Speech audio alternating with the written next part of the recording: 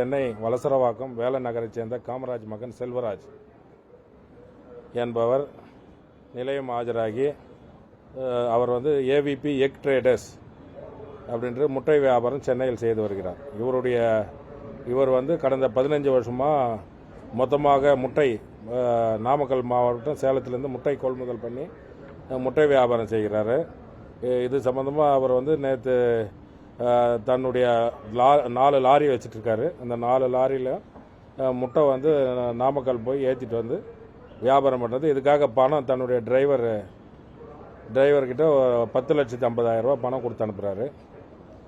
கொடுத்து அனுப்பும்போது அவர் என் ரூட்டில் போகும்போது மலை ஜலம் கழிக்க கூடுவாஞ்சேரி விக்கிரவாண்டி டோல் பிளாசா பக்கத்தில் உள்ள ஒரு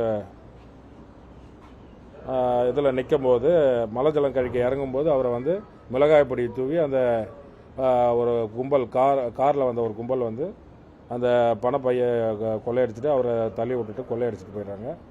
இது சம்பந்தமாக விழுப்புரம் மாவட்ட காவல் கண்காணிப்பாளர் அவர்கள் நேரடி மேற்பார்வையில் ஒரு 4 குழுக்கள் தனி குழுக்கள் அமைத்து விக்கிரவாண்டி காவல் துணை கண்காணிப்பாளர் மற்றும் விக்கிரவாண்டி ஆய்வாளர், உதவி ஆய்வாளர் மற்றும் தனிப்பிரிவு கிரைம் டீம் எல்லாமே சேர்ந்து தேடுதல் வேட்டை தனி பிரிவு தேடுதல் வேட்டை நடத்தி என்ரூட்டில் உள்ள சிசிடிவி கேமரா அது சம்பந்தமான கார்கள் எல்லாம் டோல் பிளாஸில் ஆய்வு செய்ததில்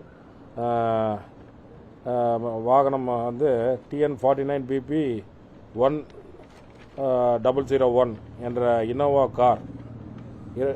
காரில் வந்த நபர்கள் தான் இந்த கொலை சம்பவத்தில் ஈடுபடுகலான்ற கண்காணித்து இது சம்பந்தமாக சென்னை சென்று மேற்படி இவ்வழக்கில் சம்பந்தப்பட்ட எதிரிகள் 1 பிரவீன்ராஜ், 2 முத்துக்குமார், 3 சதீஷ் ஆகியோர்கள் கைது செய்யப்பட்டு விசாரணை செய்ததில் இதில் பிரவீன்குமார் ஏற்கனவே அந்த